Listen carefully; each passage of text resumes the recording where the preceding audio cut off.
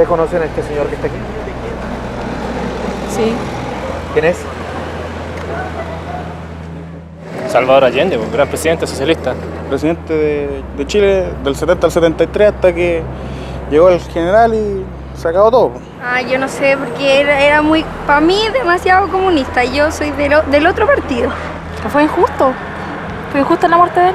No fue un buen presidente. Había mucha escasez de todo. A mí no me gustó personalmente. En Chile, la mayoría de los chilenos tendríamos que siempre estar pendientes de él, porque siempre él hizo para el pueblo chileno lo que nunca la derecha quiso entender.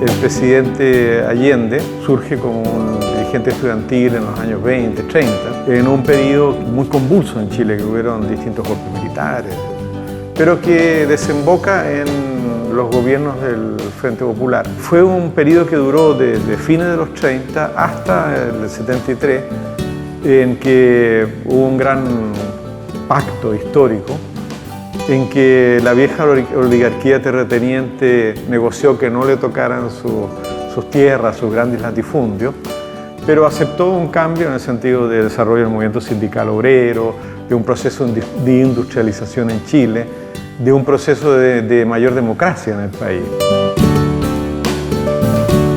En ese tiempo, estoy hablando de mi niñez, años 40, 50, en Chile solamente habían partidos políticos que planteaban posibilidades de cambio, como el Partido Comunista, que estaba siendo muy perseguido, estuvo un tiempo considerable en la ilegalidad. Y el Partido Socialista era el otro partido de izquierda que planteaba los cambios, pero que era un partido considerablemente inorgánico, desordenado, con fracciones internas, luchas intestinas. Entonces, ninguno de ellos planteaba una alternativa muy concreta de cambio. Estos dos partidos de izquierda que se articulaban a veces con el Partido Radical y formaban un frente, fue el Frente de Acción Popular el año 1956, posteriormente la Unidad Popular, habían dado lucha desde el interior de la Constitución política, desde el interior del Congreso, tratando que desde la ley establecida y desde la legalidad establecida pudieran hacerse cambios importantes, estructurales en la sociedad nacional. Allende se forma en esa experiencia, en la experiencia del Parlamento, en la experiencia de llevar a cabo desde el gobierno estos cambios sociales. Eran dirigentes que tenían una fuerte convicción en la importancia de la institucionalidad. Pero habían fracasado. La percepción nuestra es que habían fracasado. No lo habían logrado y nunca habían alcanzado la presidencia. Allende ya se había presentado en 1952 y perdió, el 58 perdió, el 64 y perdió. Entonces ya muchos jóvenes de esa etapa, como digo, pensamos que había que buscar otro camino, no parlamentario, no legal, con ejercicio de poder popular y aún también posiblemente con las armas. Nosotros nos formamos en la política en los años 60.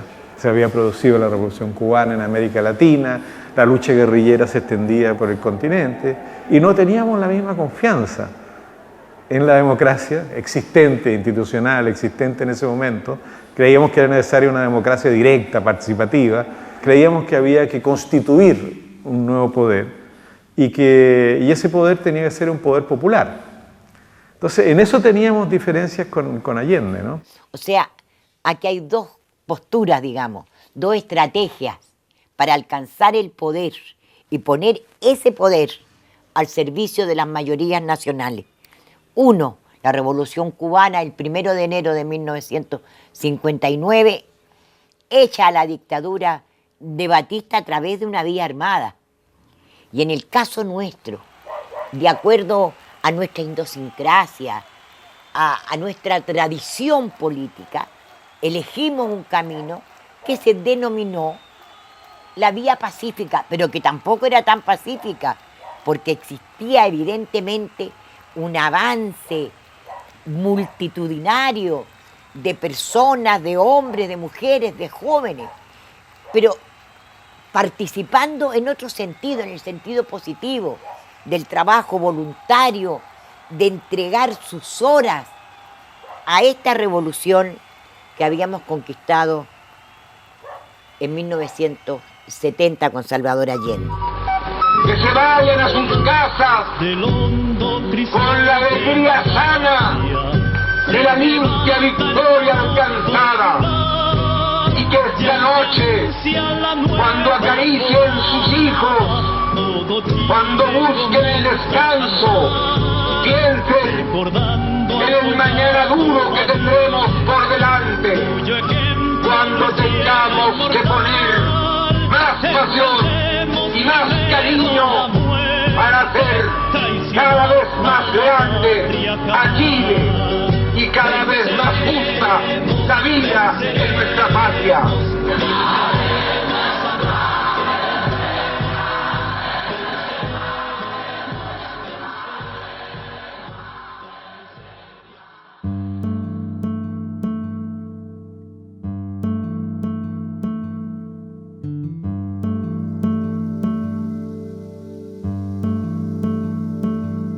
La Unidad Popular nace de una cuna gloriosa de la unidad del movimiento sindical y de la unidad de amplios sectores ciudadanos.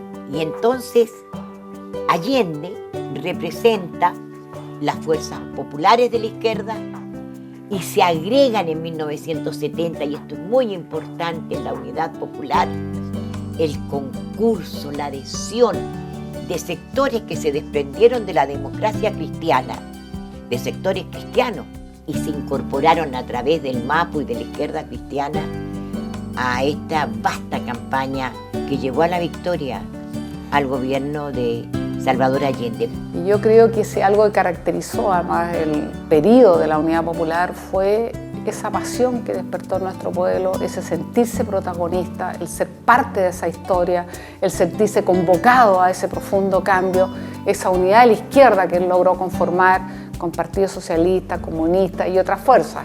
Era una coalición de más de 6 partidos que apoyaban entonces esta característica, y lo que él hacía era radicalizar cambios profundos que eran necesarios, porque hasta ese momento se había vivido sociedades que eran democráticas en el sentido político, de tener libertad, de tener parlamento, en fin, pero tremendamente, en alguna medida, tremendamente excluyente para la gran mayoría. Bueno, y se constituye la Unidad Popular con un programa de una envergadura que interpreta una exigencia a veces soterrada, otras veces a viva voz, de que Chile necesitaba cambios de fondo. Era una suma de esperanzas, de expectativas de distintos sectores sociales y también de distintos sectores políticos, que en general aspiraban a un cambio democrático, un cambio revolucionario, de mayor igualdad social, de mayor solidaridad en nuestra sociedad. Es la posibilidad de generar una conciencia sumamente importante en nuestro país de que era posible el sueño de Salvador Allende, como él decía, que era generar una sociedad socialista, pero como él también decía, acorde a nuestras tradiciones, a nuestra institucionalidad, o dicho de otra manera, como él dijo, un socialismo en democracia, pluralismo y libertad. Claro, como en todas coaliciones de gobierno y como en todo proceso revolucionario, existen puntos de vista diferentes. La sabiduría del gobernante, la inteligencia de las coaliciones que conforman el soporte político del gobierno tienen que empujar hacia la convergencia. Nosotros estábamos por esta vía pacífica y así fue conquistado el gobierno, y Allende fue respetuoso de la Constitución chilena de 1925, que tuvo alguna reforma en 1933. Cuando gana la elección Allende en 1970 fue para nosotros una gran sorpresa, ¿no? Una gran sorpresa. Y por eso es que nos comenzamos a preguntar, bueno, ¿qué va a poder hacer Salvador Allende como presidente de este país con el apoyo de la Unidad Popular y teniendo una votación significativa, ¿no? Porque ganó con un 30 y tantos % de los votos, pero que era un tercio, ¿no? de la base parlamentaria necesaria para gobernar? ¿Qué podía hacer en esas condiciones?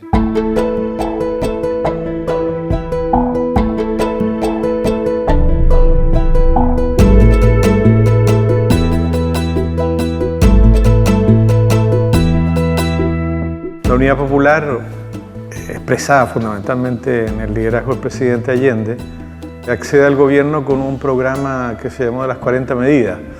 Y estas medidas yo creo que reflejaban lo que era la aspiración de amplios sectores de nuestra sociedad, sectores medios, sectores populares, campesinos, trabajadores. La base sustantiva de este programa que interpreta estos sectores amplios de la izquierda chilena y más allá de la izquierda chilena, plantea en primer lugar la nacionalización de nuestras riquezas fundamentales, el cobre, el salitre, el hierro y el carbón. Y ahí demuestra un presidente visionario que entendía que nuestras riquezas naturales, como decía él, tenía que estar al servicio del pueblo, tenía que estar al servicio de las mayorías, tenía que estar al servicio de los que tenían menos, tenía que servir para el conjunto del país y no como hasta ese momento había sido unas grandes empresas transnacionales propietarias que explotaban el cobre, recurso por cierto no renovable, y que se llevaban las ganancias hacia afuera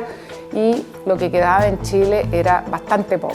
El 2 de diciembre, recién asumido el poder, Salvador Allende firma un acta con la Central Única de Trabajadores, un acta que tiene toda la solemnidad, toda esta participación real de los trabajadores en nuestro país, el aumento de salario, en poner en movimiento la capacidad productiva de la pequeña y mediana empresa, en nacionalizar los monopolios textiles, la banca privada, 17 bancos, el comercio exterior, en condiciones también desfavorables. La batalla de la producción. Lo que nosotros llamábamos la batalla de la producción. Allende plantea en ese programa la expropiación de las 80 hectáreas, hasta las 80 hectáreas de terreno, para hacer producir la tierra. Entonces Allende te decía que el cobre era el sueldo de Chile y la reforma agraria era el pan de Chile. Eran cambios muy radicales que era ya comenzar a construir las bases para una sociedad socialista. Yo pienso sí que hubieron confrontaciones. Algunos sectores planteaban el poder popular, la creación de un poder popular al margen del gobierno. Y Allende esto lo discute con los partidos políticos, envía una carta pública a los jefes de partidos políticos planteando así, con la fuerza, con el contenido, con ese pecho abierto, con ese racionamiento lúcido de Allende, que el poder popular debe ser ejercido por el pueblo, no paralelo al gobierno, sino para fortalecer el poder popular con las masas en el gobierno para dar cumplimiento estricto a este programa y a las 40 medidas que tenían que ver con la salud, la vivienda, con los derechos de la mujer y fundamentalmente con los derechos de los trabajadores. Entonces, en ese sentido, para mí, Salvador Allende resultó una sorpresa. El hombre estando, según yo, en un zapato chino, es decir, metido en una estructura constitucional de Estado imposible de cambiar por dentro, ¿ya? Intentaba realizar un programa que era casi utópico, pero siempre desde el Estado. Entonces Allende en ese sentido demostró una alta consecuencia de llevar a cabo ese programa a como diera lugar. Y justamente uno de los problemas mayores es que él insistió en no pagar el valor comercial de las compañías norteamericanas del cobre cuando las nacionalizó. ¿Te fijas? Eso significaba de frente romper de alguna manera las relaciones con Estados Unidos. Significaba echarse encima el imperialismo yanqui en su peor forma, la intervención política, la intervención a través de la CIA, el movilizar y apadrinar a los grupos terroristas de derecha, a los militares para dar un golpe de Estado. Sin lugar a dudas, esa medida de Allende era una provocación.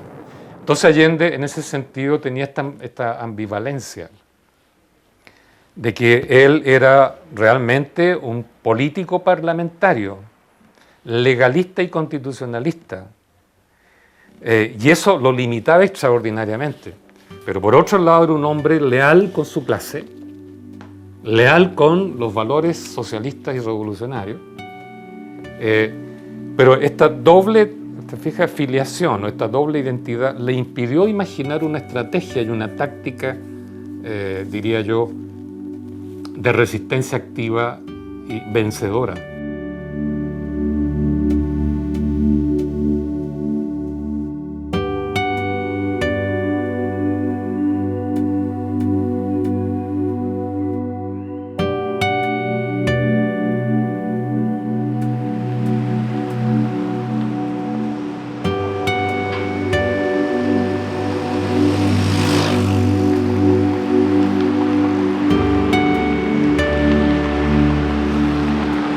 En verdad yo encuentro que él, fue muy drástico en su gobierno, pero igual yo encuentro que la idea que él tenía no era mala, pero yo creo que su idea era muy drástica, entonces por eso se le vino como toda la gente encima. Él era presidente y vino Pinochet y se tomó el poder y lo mataron injustamente. Yo creo que fue un golpe terrible para la democracia en Chile. ¿Por qué? Porque se destruyó a un presidente constitucional, se destituyó por medio de la fuerza a un gobierno que fue elegido democráticamente por el pueblo chileno. Pagaré con mi vida la lealtad del pueblo. Es que fue hace tiempo ya, entonces no vale la pena como recordar. De hecho, yo creo que Chile todavía no crece tanto por culpa de la pelea que hay todavía en lo que pasó en ese tiempo con él. Imperialismo norteamericano que hace caer las cosas buenas de repente, o las grandes ideas de algunas personas que van contrarias a lo que ellos quieren, que es el dominio mundial más que nada.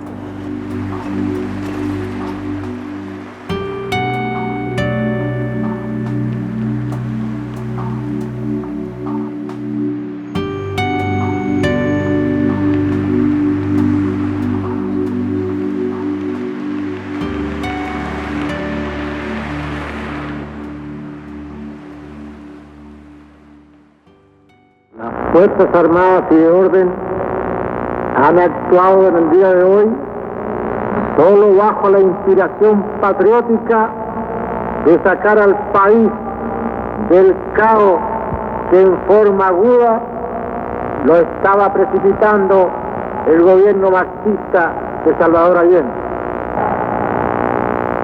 La Junta mantendrá el poder judicial y la asesoría de la Contraloría. Las cámaras quedarán en receso hasta nueva orden. Eso es todo.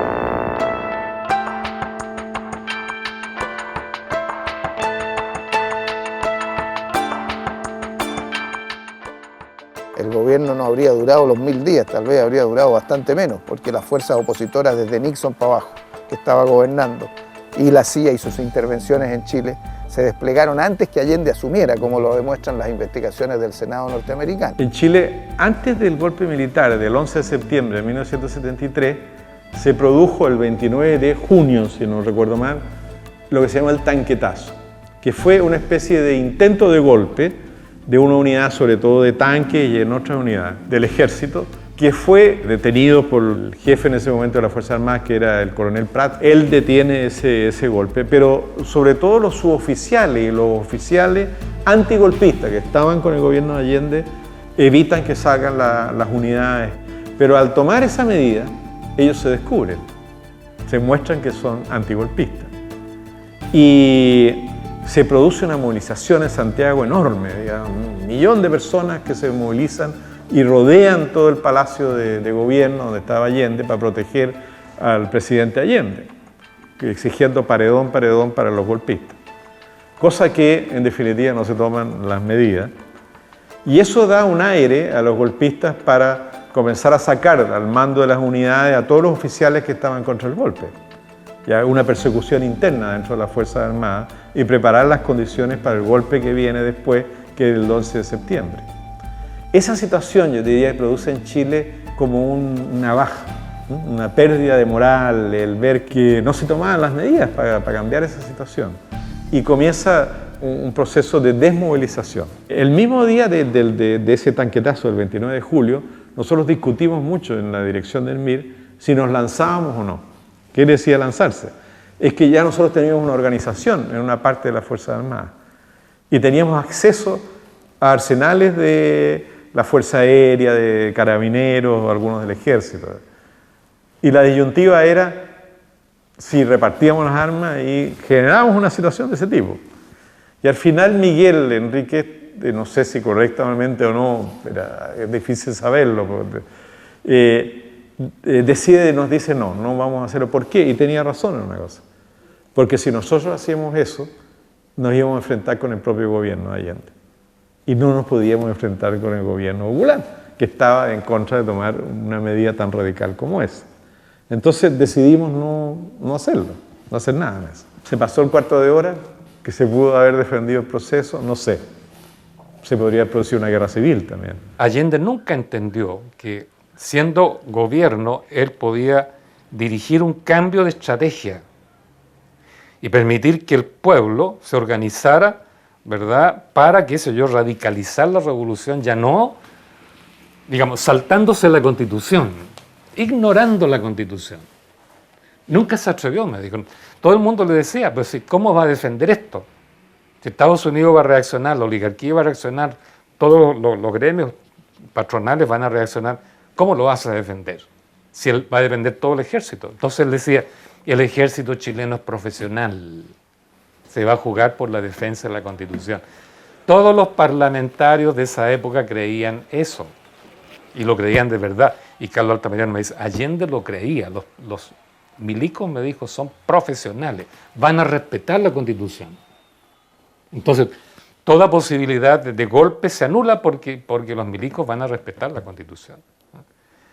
Los historiadores, yo soy historiador, sabíamos que eso era absolutamente utópico, absolutamente utópico. Desde 1829, cuando Diego Portales da el primer golpe sangriento para apoderarse del Estado, hasta 1973 han habido 23 golpes militares de distinto tipo en la historia de Chile, todos de filiación liberal, todos antipopulares, 23 masacres en movimiento popular. El ejército chileno está formado mentalmente desde 1830 en la idea de que dentro de la nación hay un enemigo interno. Al principio fue el pueblo mapuche, después fueron los rotos alzados, después fueron los anarquistas de los años 20, después fueron los comunistas y después fueron, como decía Merino, ¿no?, los humanoides, ¿no?, para referirse a la gente de izquierda. Ahora, bueno, lamentablemente ocurrió lo que ocurrió, y es que viene este golpe provocado por Estados Unidos y por los sectores más reaccionarios de nuestro país, y Allende en última instancia lo que hace es empuñar un arma y defender su posición institucional, la institucionalidad. Llega a ocupar un arma para defender la institucionalidad. Quizás fuimos ingenuos en ese sentido. Al imperialismo jamás se le debe subestimar. Por lo tanto, los pueblos que marchan a su emancipación tienen que defender sus proyectos, sus procesos democráticos, progresistas, revolucionarios, con 1000 formas de lucha y prepararnos para ello. Eso es lo histórico, ese es el mandato que nos da la historia y esa es la enseñanza que nos entrega la experiencia. Y ese es el ejemplo de Salvador Allende, con las armas en la mano, defendiendo la moneda para el golpe fascista de 1973. La Fuerza Aérea ha bombardeado las torres de Radio Portales y Radio Corporación. Ante estos hechos, como me acaba de decir a los trabajadores, yo no voy a renunciar. Colocado en un tránsito histórico, pagaré con mi vida la lealtad del pueblo. La historia es nuestra y la hacen los pueblos. ¡Viva Chile! ¡Viva el pueblo! ¡Vivan los trabajadores!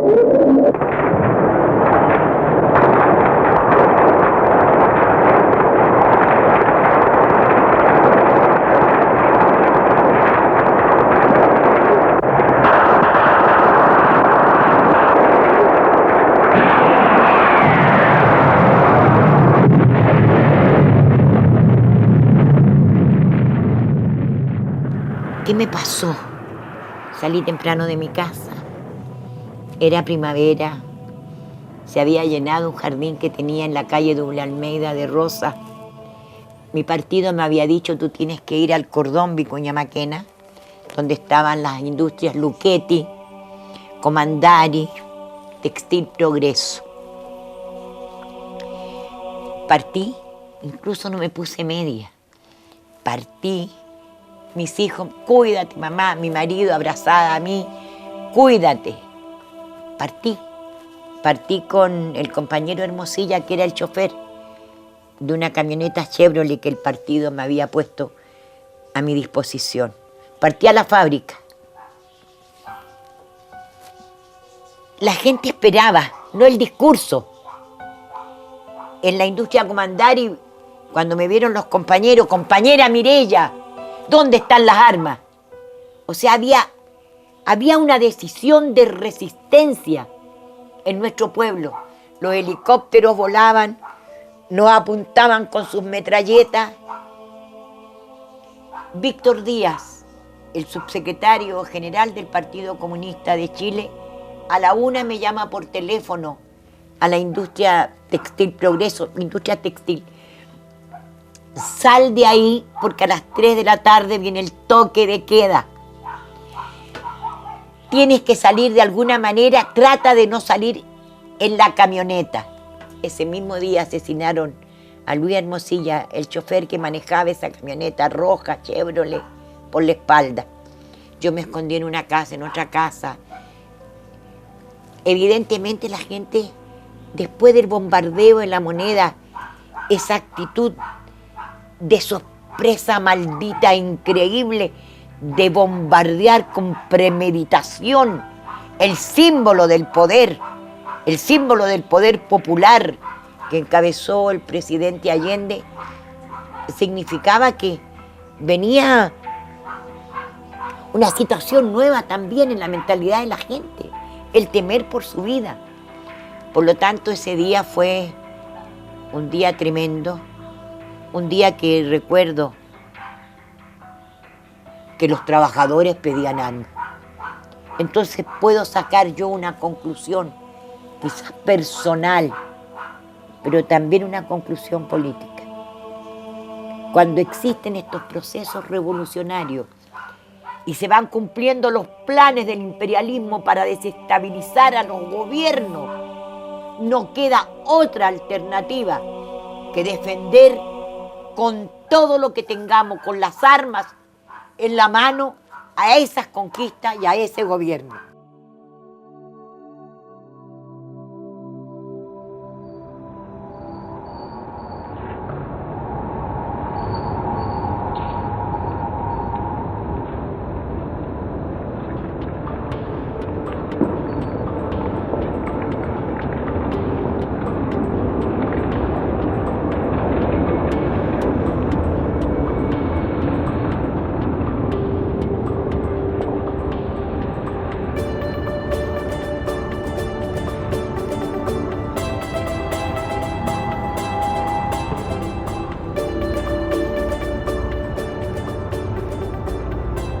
Los pueblos que luchan por su emancipación tienen, lógicamente, que adecuar a su propia realidad las tácticas, ¿no?, y la estrategia que ha de conducirnos a las transformaciones.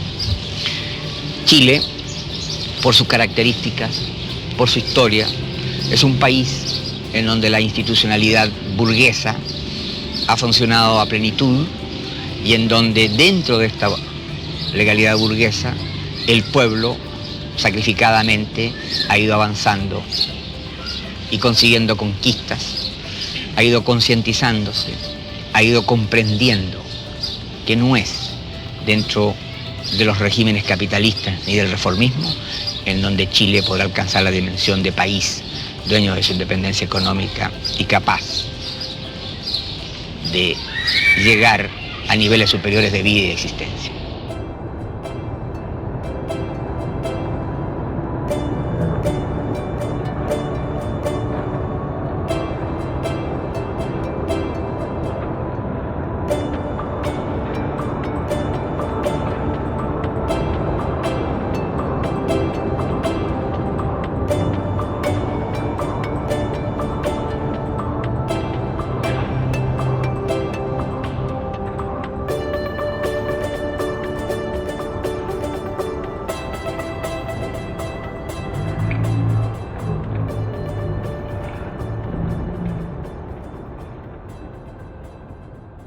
Como somos sea, dos países. Esta es una democracia, no es y es democracia. una democracia. Esta es la dictadura más grande del mundo, la Santiago sobre provincia. Pero esta democracia ante Pinochet. Ve usted lo que hicieron en provincia los dictadores de Santiago. Hicieron un estreno de un hospital que no era hospital. Oiga, y llevaron nada menos que a la presidencia de la República. De nosotros una falta de respeto. Inventó esto de la regionalización Pinochet, señor. Pinochet, pero la repartió entre todos, hacía que no existían las provincias antes. Provincias sí, pero no regiones. Es lo mismo, pues no antes eran dos regiones y antes era una provincia.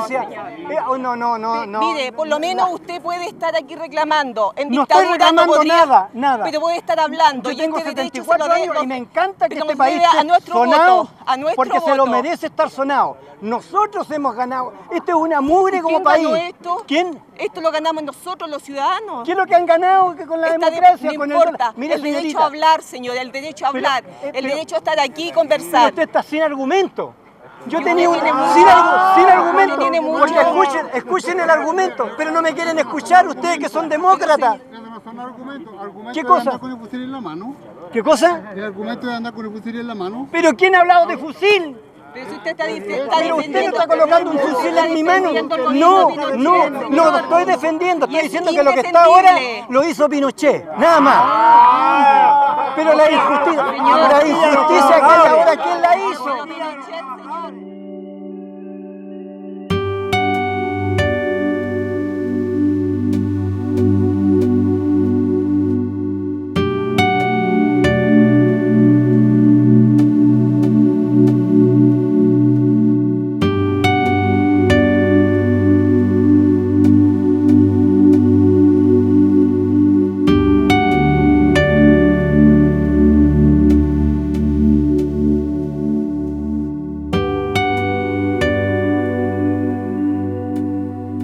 Años 70, época de radicalización, de efervescencia social, de conflictos sociales, en que las clases dominantes, a partir de la ascensión del presidente Allende, inician el golpe. En una perspectiva histórica, el golpe no es el 11 de septiembre, o sea, la insurrección de la burguesía y de las clases dominantes comienza con la ascensión de Allende, es decir, antes inclusive del septiembre del año 70. En ese periodo muy corto, de 3 años de gobierno popular, hay una radicalización también de la juventud y muchos de nosotros pasamos a integrar las filas de las organizaciones revolucionarias, entre otras, la más conocida y la más importante en términos numéricos era el Movimiento de Izquierda Revolucionaria. Asumo la militancia en el MIR y al momento del golpe considera la dirección y la militancia primero que el MIR nos asila. La consigna del MIR nos asila, independientemente de los resultados a nivel de la derrota político-militar que sufrimos posteriormente, es una consigna altamente ética política, en que considerábamos que nosotros debíamos acompañar a la clase obrera y el pueblo con el objeto de reorganizar y organizar la resistencia popular en contra de la dictadura. Y soy detenido posteriormente en septiembre del 75 por el Servicio de Inteligencia de Carabineros, donde permanezco en un centro secreto de secuestro que está también ubicado en el centro de Santiago, para ser posteriormente trasladado al cuartel Terranova, más conocido también como Villa Grimaldi.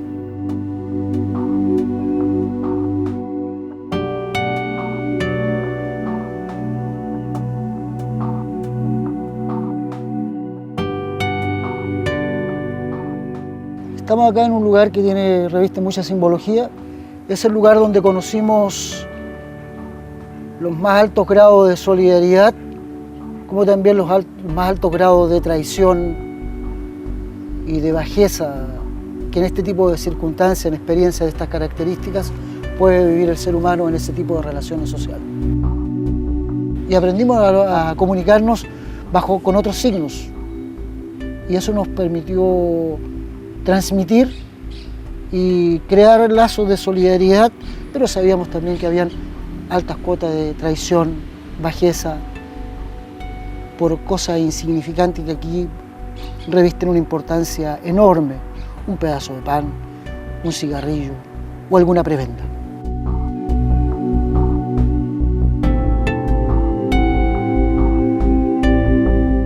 Aquí se estructuró una arquitectura del castigo, es decir, estar en las casas Corvi o en las casas Chile era una posibilidad de sobrevivir, pero ir a la torre o que nos trasladaran a la torre eran muy escasas las posibilidades de salir con vida. Entonces, en este recorrido del castigo logramos de que cada objeto, cada lugar, cada elemento en la superficie fuera simbología, con el objeto de demostrar que aquí hubo una política de la clase dominante con los militares, educados para eso, con el objeto de exterminar a una generación que había tenido solamente como objetivo construir una sociedad libre y justa, independientemente de las divergencias políticas. Pero ese era el objetivo, y eso también es lo que ensalzamos o que tratamos de reivindicar como un combate ético-político de la memoria, no del recuerdo, porque consideramos que esto es una experiencia social compleja, en que el objetivo es transmitir por lo menos una parte de esta experiencia, no con el objeto de que no se vuelva a repetir, si se repite que no sea bajo las mismas condiciones, es decir, saber o que los otros, las nuevas generaciones, sepan a qué atenerse.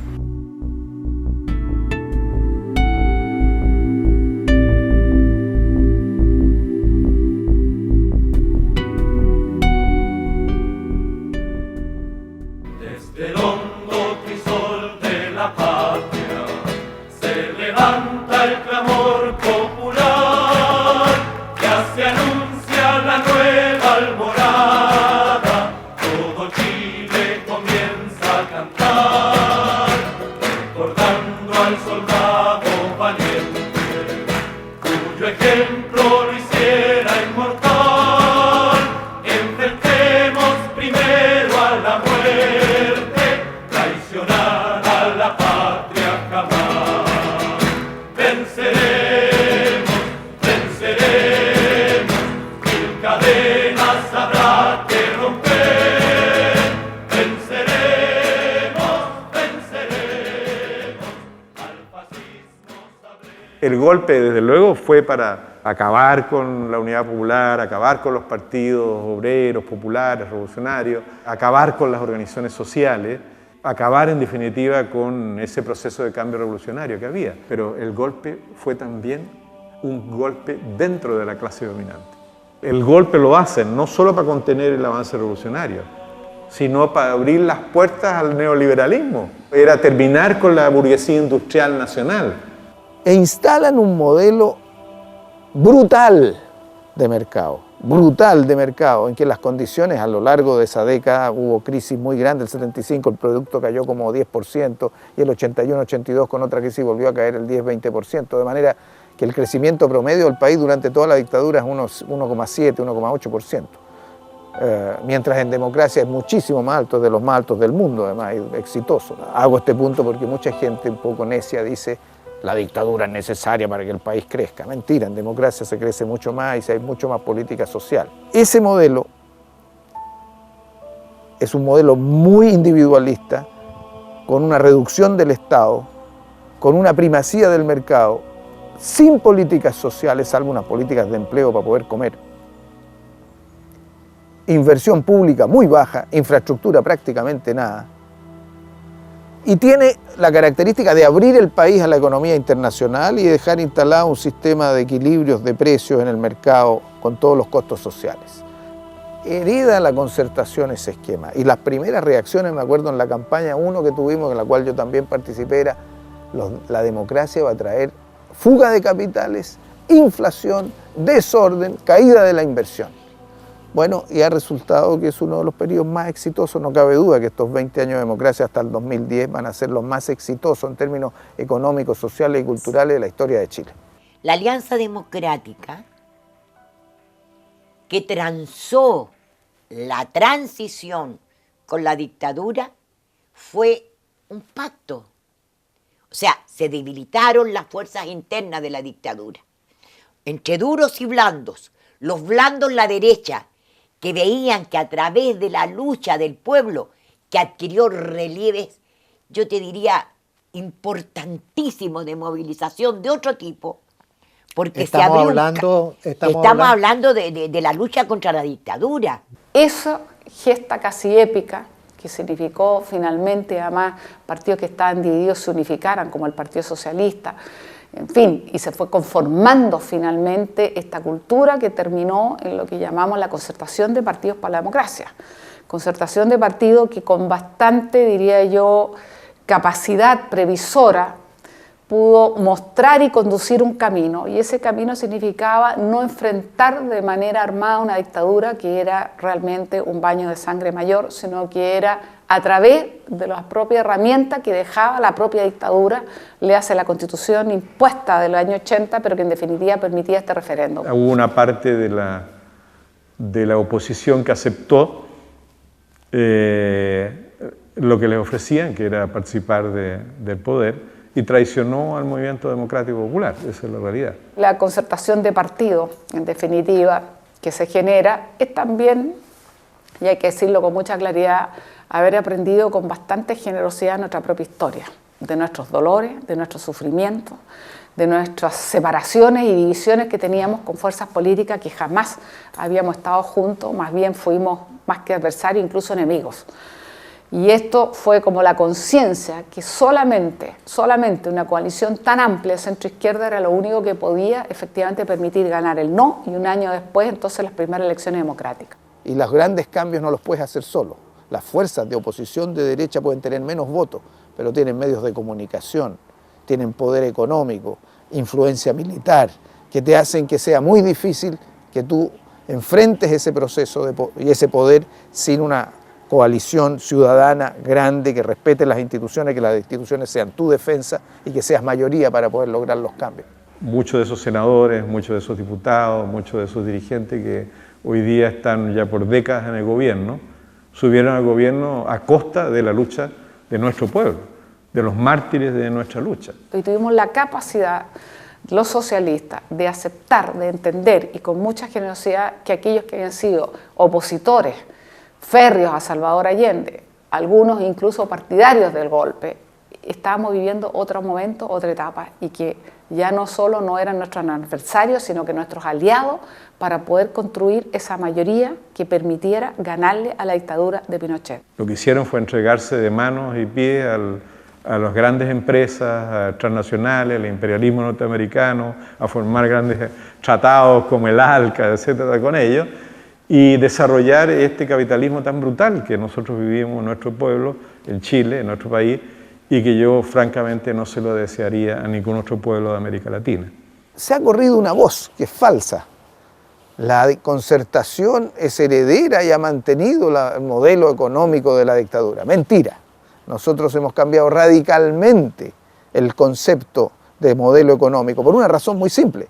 porque modelo económico es resultado de tu visión política. Que el carácter de esta transición dentro de un sistema neoliberal y dentro de esta jaula de hierro del neoliberalismo, no puede haber la democracia como la piensa, como la sueña, como la entiende el pueblo, como la entiende el sentido común de los pueblos.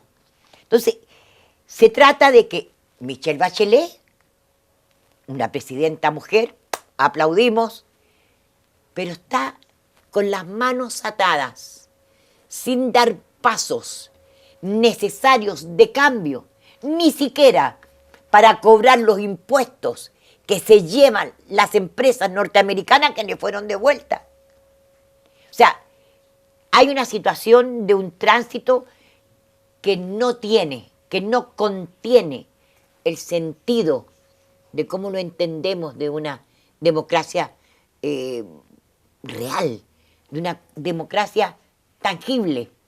Y por lo tanto nuestra libertad, mientras exista esta condición de superexplotación de las fuerzas de trabajo precario, de sus contratos, de la situación que viven a diario millones de chilenos.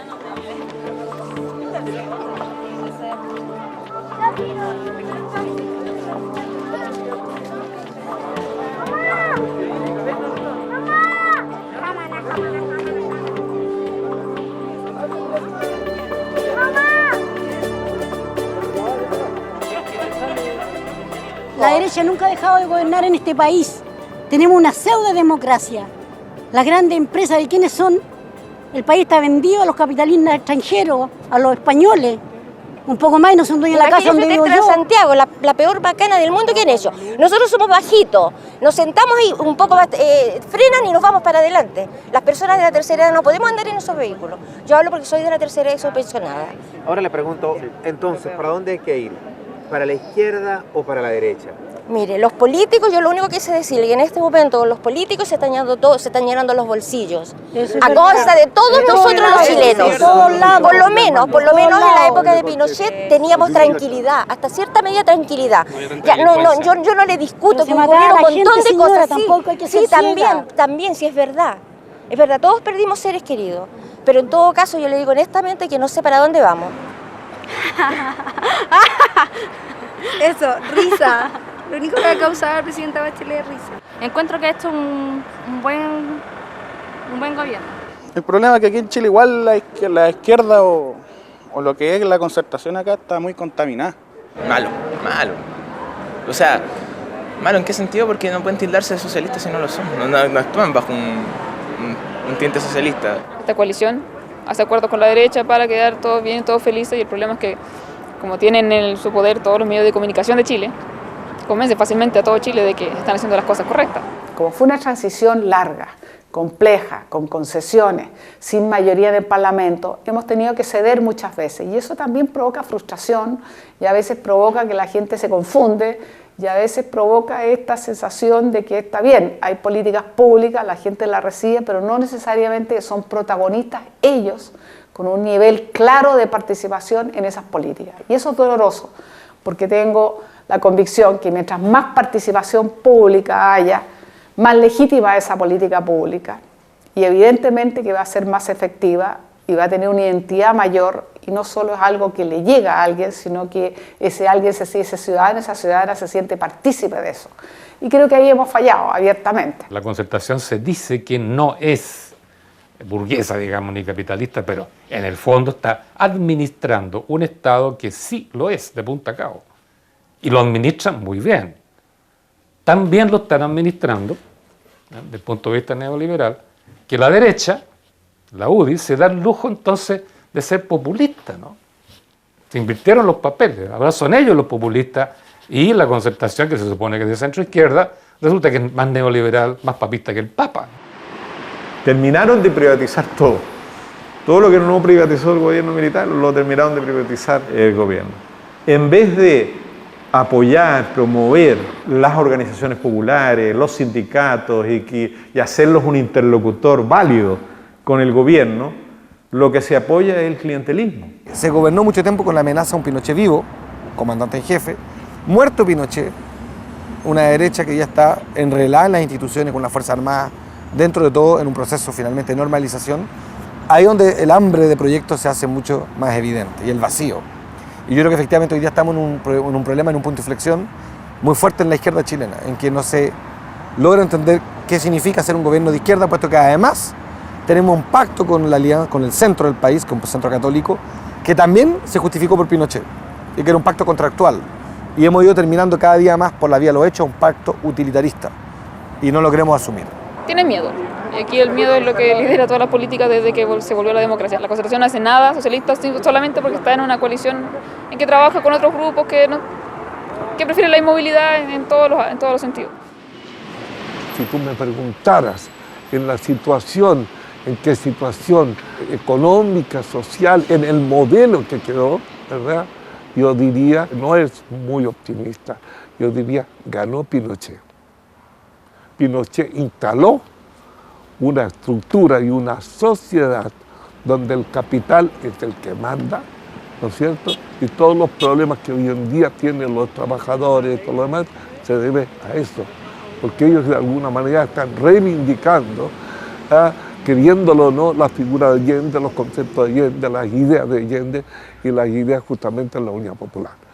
Pero finalmente tú ves que los dueños de la gran prensa en este país siguen siendo los dueños, ¿no es cierto?, mismos dueños que fueron los que financiaron la dictadura. Persisten las desigualdades, la región en su conjunto es la más desigual del mundo y Chile no escapa a esa excepción de que hay concentración de ingresos, de que hay desigualdades y nuestra lucha durante 18 años ha sido no solo reducir pobreza, sino que focalizar las políticas sociales, la inversión social en el recurso humano, en los programas sociales, de tal manera de ir haciendo un poco más equitativo, digamos, e ir trabajando lo que hemos hablado siempre, si crecemos tiene que ser con equidad, es decir, poniendo donde hay menos, porque de otra manera, ¿qué sentido tiene crecer si no es para repartir, si no es para efectivamente girar a lo que hasta ahora ha sido un modelo despiadado y poder darle la oportunidad a la gente que hasta ahora había quedado totalmente excluida? Lamentablemente yo creo de que había una atomización tremenda del movimiento popular.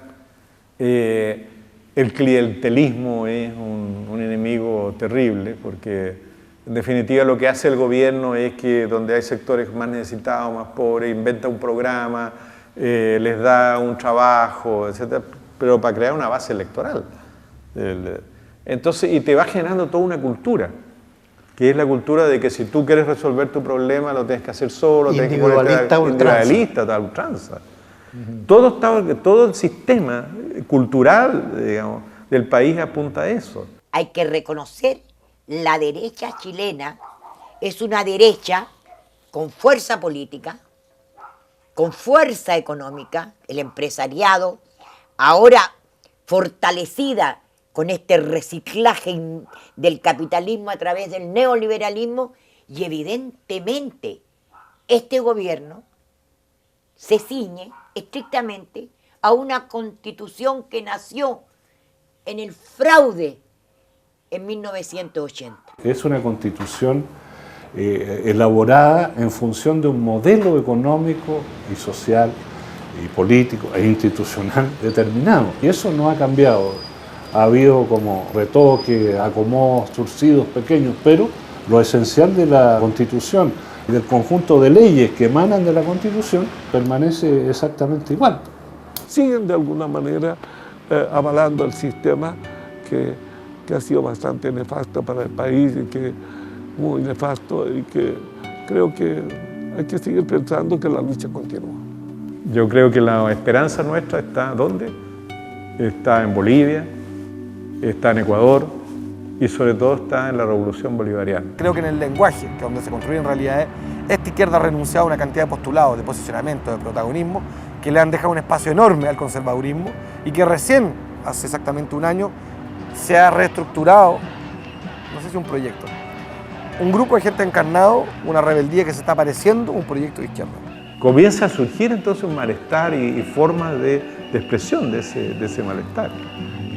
Ya, por ejemplo, antes un presidente de la Concertación iba a cualquier lugar y lo aplaudían porque era el demócrata el que había ayudado a terminar con la dictadura. Ya la gente se olvidó de eso. La realidad es bien distinta a la imagen que hay de Chile. Eso es lo El que éxito decir. del modelo neoliberal económico en Chile. ¿El éxito para qué? Para los empresarios. Claro que es un éxito para ellos. Se han hecho ricos como nunca en la vida se habían hecho ricos los ricos en Chile. Pero para nuestro pueblo, o sea, ¿tú puedes hablar de una patria en Chile? No, en Chile hay 15 patrias distintas. La patria terrible de los mapuches, la patria de los campesinos, digamos, de los afuerinos, la patria de los que viven, digamos, hacinados en las ciudades, en poblaciones, la patria de los endeudados. No sé, hay muchas patrias.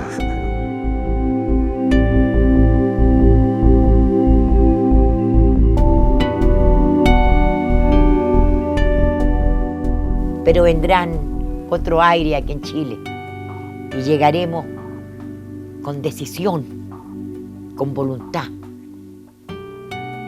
con conciencia política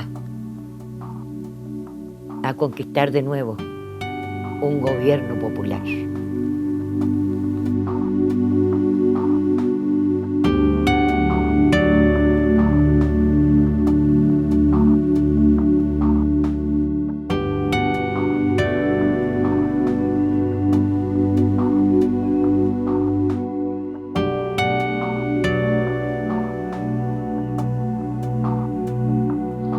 En América Latina no puede seguir existiendo la diferencia brutal de una minoría dueña del poder y la riqueza y las grandes masas al margen de la cultura, de la salud, de la vivienda, de la alimentación, de la recreación, del descanso. Muchas veces lo hemos dicho y bastaría citar tan solo una cifra. En América Latina hay más de 20 millones de seres humanos que viven al margen del conocimiento de la moneda como medio de intercambio.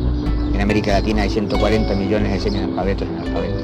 En América Latina faltan 19 millones de viviendas. El 53% de los latinoamericanos se alimenta mal. En América Latina hay 17 millones de cesantes. Y además hay más de 60 millones de gente que tiene solo trabajos ocasionales. Por lo tanto, el régimen capitalista ha demostrado su ineficacia. La explotación del hombre por el hombre como característica de eso ha hecho crisis. América Latina tiene la oportunidad de estar presente en el momento en que el mundo cruje en lo económico, cruje en lo moral, cruje en lo político. Y allí entonces que las reservas de este continente tendrán que expresarse cuando los pueblos alcancen la posibilidad de intervenir, cuando los pueblos lleguen al gobierno, cuando hayan arrasado con las viejas oligarquías cómplices del imperialismo y cuando indiscutiblemente haya una voz de América Latina, de pueblo, continente, como lo soñaran los próceres de nuestra independencia.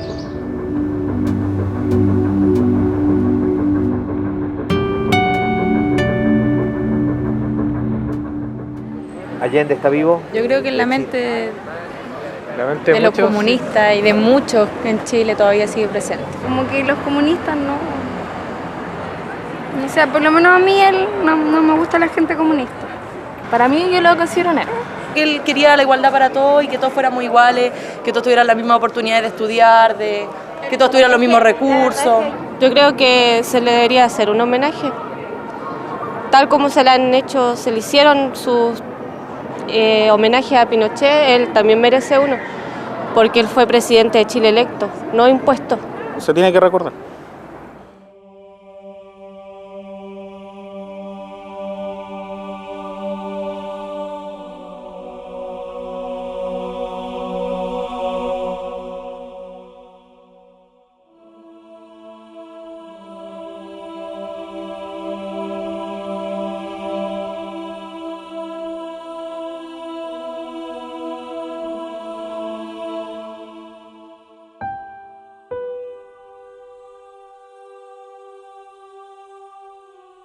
Allende tiene un recorrido histórico de tal trascendencia y envergadura que lo convierte en un líder natural, en el líder comunicativo, en el líder de la palabra directa, de la palabra que enseña.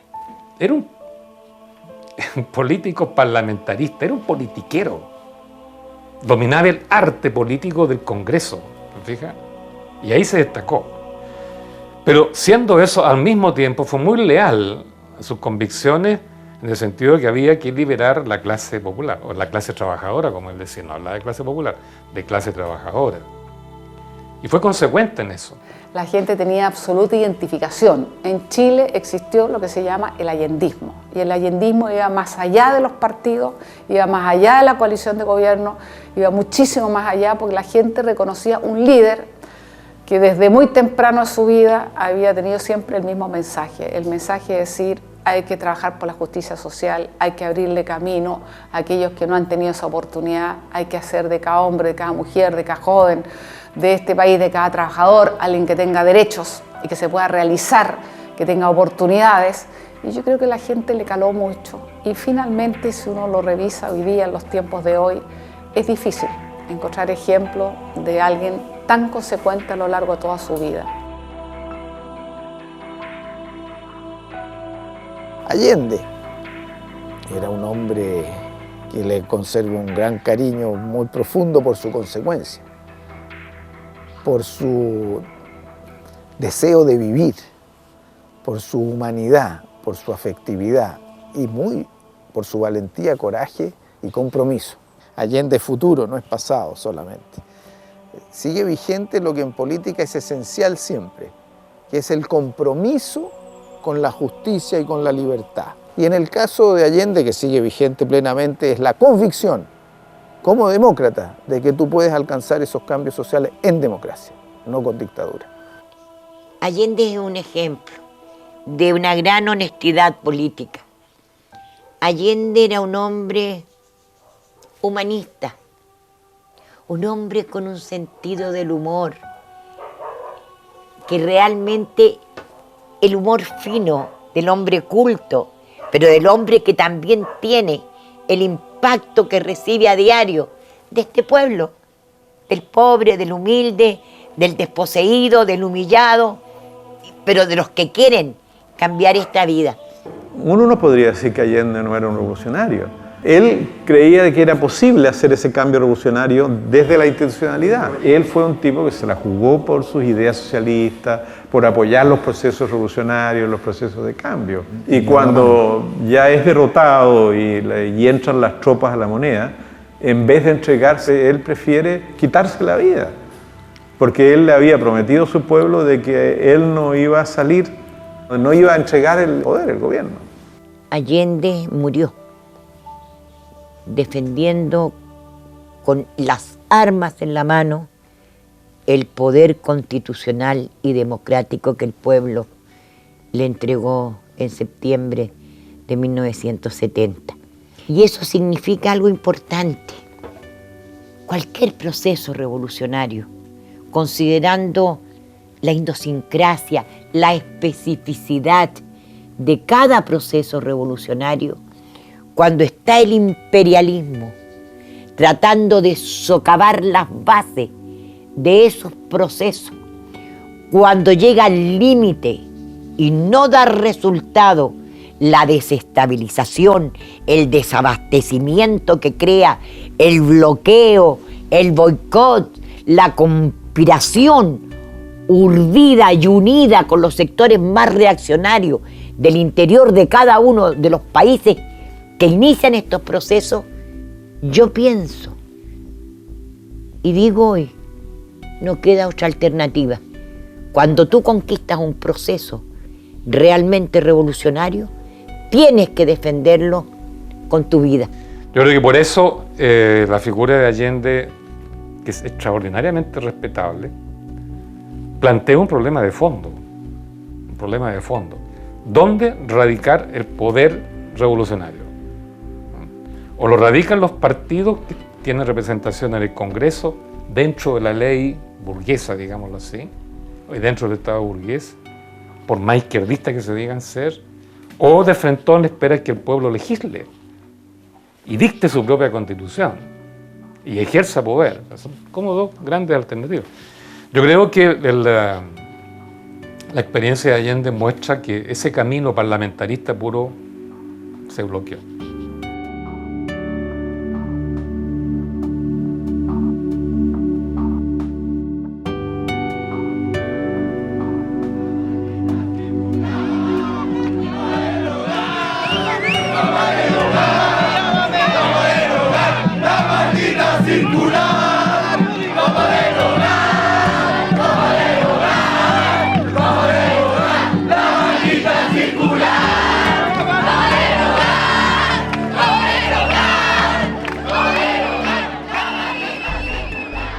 nosotros lo vemos con los ojos de hoy, no cabe duda que Allende fue de alguna medida, digamos, yo diría un precursor de la tendencia que viene dándose en los últimos años en América Latina, concretamente desde el 98, fines del 98, con la elección de Chávez en Venezuela, esta corriente que viene dándose de conquista del gobierno y a través de la conquista del gobierno intentar la conquista del poder real por la vía electoral. La experiencia chilena tiene que servirnos también en América Latina para estas nuevas propuestas revolucionarias, no dejar de lado el ingrediente necesario. Me refiero a la fuerza social, política, cultural y militar que un proceso revolucionario requiere para poder consolidarse. Los tiempos de los 60 y los 70 fueron únicos e irreproducibles, porque creo que es una época que no es la de hoy día. El mundo de hoy no tiene nada que ver con lo que fue eso. Lo que sí creo que detrás de cada uno de esos gobiernos que usted está mencionando o detrás de cada uno de esos gobernantes emergieron como respuesta a países que habían sido tremendamente excluyentes, también en lo económico y en lo social, o muy corruptos, o con una clase política muy desacreditada, o con muy poca tradición, o que, en fin, o con otros procesos, como en su momento fue inicialmente Nicaragua, que después vivió otra etapa y después emerge, digamos, en una lucha electoral, el caso Ortega. Cada país tiene su especificidad, cada uno tiene sus razones, pero hay un denominador común. Emergen como respuesta a sistemas que en general han sido excluyentes, con la gran mayoría de los trabajadores, de la población originaria, de minorías étnicas, de gente que nunca se sintió partícipe o incorporada, y creo que eso es lo valioso que tiene, que cada uno de ellos han sido elegidos democráticamente a través de procesos legitimados, digamos, por la soberanía popular, y cada uno de ellos busca el camino que le parecerá el más adecuado de acuerdo a su propia realidad. Esos tres países que mencionamos, a uno les puede gustar o no, y hay gente que no les gustan, que dirán esto y lo otro, pero tienen un rasgo común, son todos democráticos, elegidos democráticamente.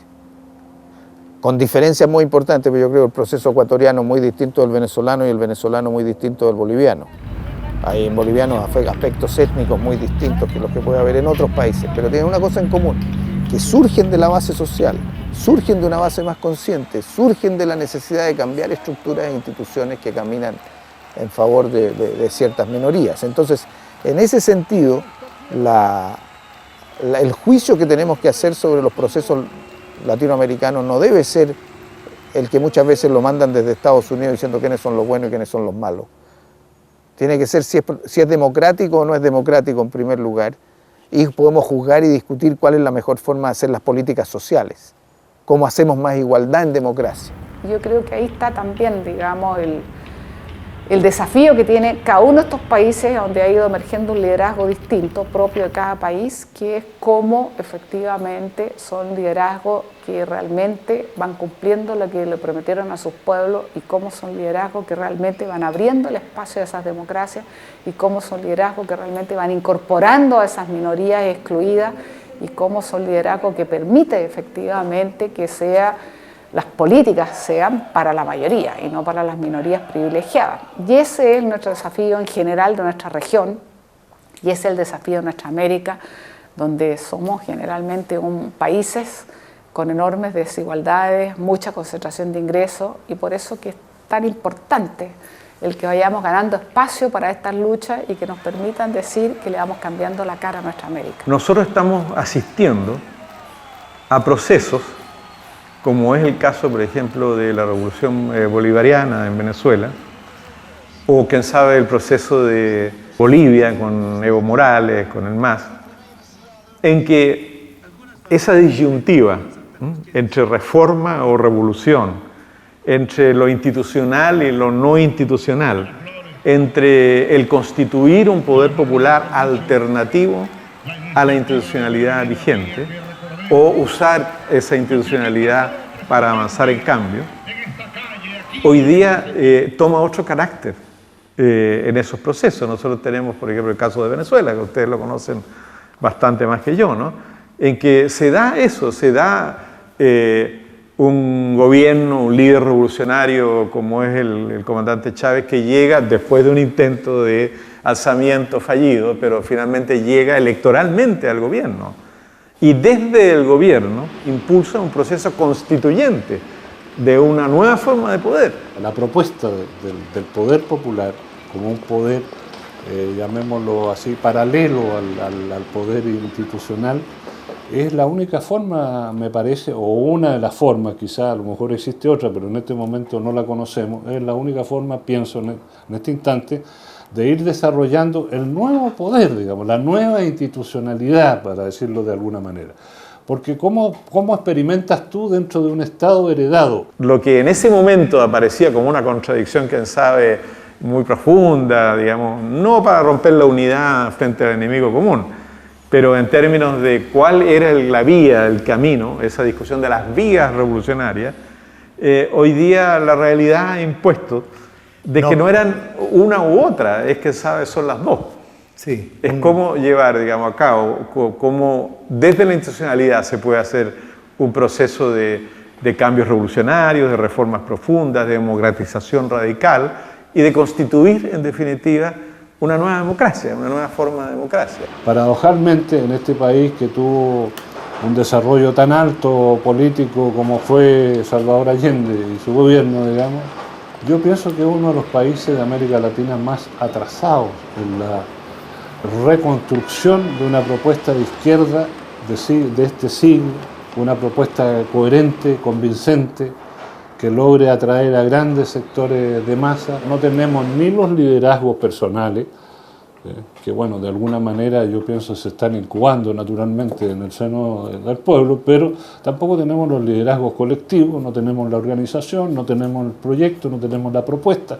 Estamos muy retrasados en este proceso. Chile es un país racista. Te voy a dar los nombres y los apellidos de nuestros presidentes. Elwin, de origen irlandés, Frey, de origen suizo, Bachelet, de origen francés, y Lago Escobar, que es una excepción porque finalmente también había construido alguna leyenda de que de alguna parte del mundo venía que no era chileno. O sea, primero esto es un país racista, con lo cual tiene, en general, no digo todo el país, pero tiene una parte de nuestra sociedad sentimiento muy racista y con problema con Chávez. Yo siempre he dicho que sin solución, que Chávez podría hacer todo lo que él quisiera para pedir perdón por sus pecados según los chilenos, pero el problema es que lo que no le vamos a perdonar es que sea mulato, que además tenga una verborrea que aquí no se usa. Aquí tenemos una especie de, se le exige a las autoridades políticas un cierto cinismo y un cierto ascendente de algún modo aristocrático. El que no tenga alguna dramaturgia aristocrática aquí no pasa. Y esa es la historia, incluida algo más provocador, de Allende. Creo que además tenemos una izquierda donde no hay un correlato. Lo que ocurra afuera, aquí no tiene correlato porque no tenemos una izquierda que se atreva a hacerse cargo de planteamientos como los que han hecho tanto Ecuador, Bolivia, Venezuela y otros tantos países como Asamblea Constituyente, como finalmente revisar el mecanismo de votación, como por ejemplo revisar el uso del espectro radioeléctrico respecto a los medios de comunicación, que es el combate de cualquier gobierno decente. Hay que tener claro que la experiencia de Allende, la experiencia del gobierno de Salvador Allende, de la Unidad Popular en Chile, tiene que servir de alguna manera, y yo espero que de una manera profunda, a los gobiernos que hoy día progresistas, algunos de carácter revolucionario, como el caso de Venezuela o de Bolivia, por ejemplo, de experiencia para también no cometer los mismos errores, digamos, y para superar aquella falencia o vacío que tuvo el gobierno de la Unidad Popular. El camino lógico para construir el socialismo desde abajo, con expresión de la soberanía popular y que se refleje eso en el dictamen popular de una constitución política. Ahí yo creo que puede surgir un socialismo auténtico desde la base. Ahora, ¿de qué manera los caudillos pueden ayudar a eso? Yo diría que dejando que siempre, todo el tiempo, las bases populares se expresen. Tenemos que lograr la unidad de una izquierda real. Tenemos que lograr una alianza, una convergencia estratégica, porque nuestras fuerzas no están muertas, están vivas. Y la experiencia siempre será joven y la experiencia siempre transmitirá las necesidades que la sociedad chilena hoy necesita en este nuevo contexto de América Latina. Yo pienso que América Latina ha elevado de tal manera una fuerza social, una fuerza política y una fuerza moral que hace que las futuras generaciones tengan horizonte, tengan destino, que le den a su vida sentido de vivir la vida por algo, no vivirla a través del consumismo, de la farándula o de todo esto que nos mete estos monopolios de la prensa.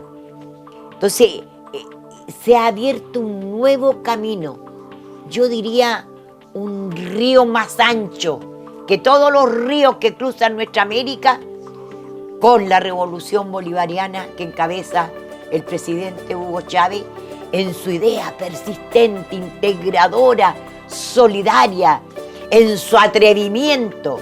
Necesitamos ese tipo de hombres políticos que rompan el esquema acartonado de los antiguos políticos que aún pupulan en nuestro Senado y en nuestra Cámara de Diputados. Necesitamos a un Rafael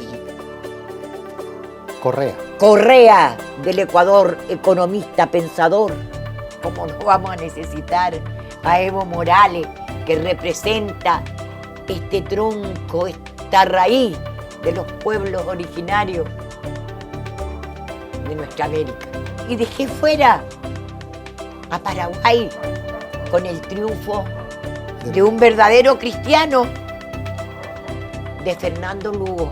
Entonces, si no tenemos los oídos abiertos a estos cambios, si no tenemos nuestro corazón dispuesto a dar incluso la vida por estos cambios, la verdad es que nos podemos quedar a la saga, y Chile nos estamos quedando a la saga. Yo creo que se abre la compuerta maravillosa de esta América soñada por todos nuestros héroes e independentistas.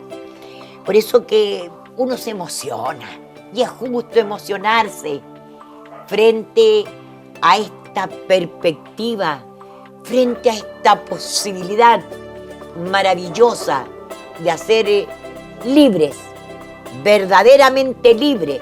Libre es el que come, libre es el que estudia, libre es el que se viste, libre es el que transita tranquilo por las calles y la hace suya.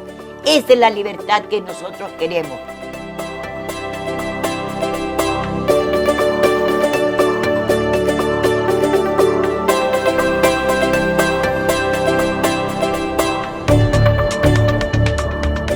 Nosotros, si queremos ser revolucionarios, tenemos que entender el superior contenido de esa expresión y hacer posible una nueva moral, un nuevo espíritu, un sentido distinto de la vida en lo colectivo y en lo humano. Y sobre todo, desde aquí, porque seguramente me oyen jóvenes, yo debo decirles a ellos que comprendo muy profundamente el derecho a su rebeldía, pero ellos deben entender que no es problema de generaciones, que eso no es lucha entre jóvenes, hombres maduros o ancianos, es un problema más profundo y más hondo, es un problema de clases sociales, y debemos estar ubicados en el mismo frente, jóvenes, hombres maduros, mujeres y ancianos, para combatir con conciencia revolucionaria. Y los jóvenes